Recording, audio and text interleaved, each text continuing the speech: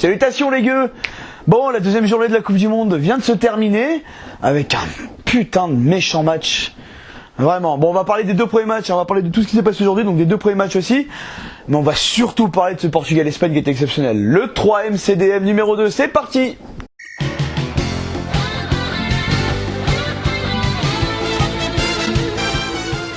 Allez, on commence avec mon pays de cœur, comme j'avais expliqué dans l'intro. L'Uruguay, c'était un match uruguayen classique.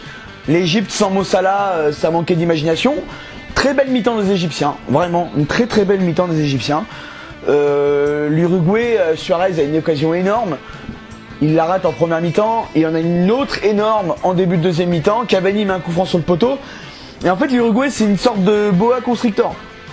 C'est-à-dire, il vous entoure, vous perdez du terrain, et en fait, quand vous vous rendez compte que vous êtes pris au piège, vous êtes en train de crever, quoi. L'Égypte, c'était ça. Ils sont pas sentis. L'Uruguay, tout doucement, a pris le dessus sur l'Égypte, et 89e, but de la tête de Jiménez à la dernière minute. L'Uruguay l'a fait, et on est quasiment 8e, ça c'est bon. Mais on va enchaîner direct avec le deuxième match, le Maroc-Iran. Alors, je vais être honnête, j'ai pioncé la deuxième mi-temps. La première mi-temps était cool, ça attaquait des deux côtés, il manquait qu'un but. La deuxième mi-temps, ça commençait à se mettre des nions, et vu les 2 jours que je viens de me taper là, j'ai pas pu tenir, c'était trop compliqué. Donc, 1-0, but contre son camp à la 95e de Bois 12. Hein, je connaissais le fer 7 en golf, mais pas le Bois 12. Celle-là, je l'assume pas, mais je vais quand même vous la dire. C'était pas un match fascinant. Mais voilà, après, quand on me demandait sur ma première vidéo du top 10 pourquoi je voyais pas les équipes africaines, vous avez l'illustration. Ça joue contre 2 équipes où ça peut gagner, mais ça gagne pas. Bon, parlons réellement du vrai match de la journée. Ce Portugal-Espagne. C'était quelque chose quand même, hein. D'un côté, on a une Espagne qui vient de perdre son sélectionneur, mais qui est ultra dominante depuis 2 ans en qualification et qui a battu tout le monde.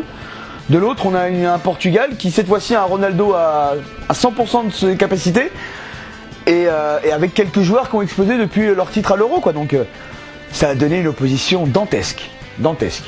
La première mi-temps, c'est dramatique parce qu'on a un penalty dès la 3e minute provoqué par Ronaldo, transformé par Ronaldo.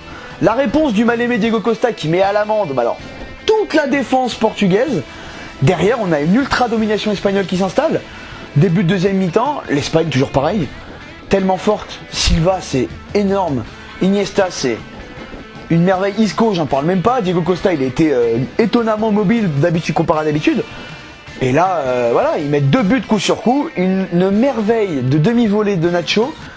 Donc on passe à 3-2 pour l'Espagne. Et là, le match passe dans un faux rythme, les changements, on sent qu'il n'y a plus d'entraîneur à l'Espagne, les changements n'apportent rien. Et puis, Cristiano, 2 minutes de la fin, un coup franc à mettre, il le met. Son premier triplé en compétition officielle. Ça fait du bien de voir Cristiano à ce niveau-là. Et je suis très content pour le Portugal, qui arrache un nul vraiment... C'est pas mérité. Voilà, l'Espagne a été nettement meilleure. Et voilà, les 3 minutes sont terminées pour aujourd'hui. On va revenir demain avec le match de l'équipe de France. Je vais essayer de parler des 3 autres matchs qu'il y a, mais avec le match de l'équipe de France, ça va être très compliqué.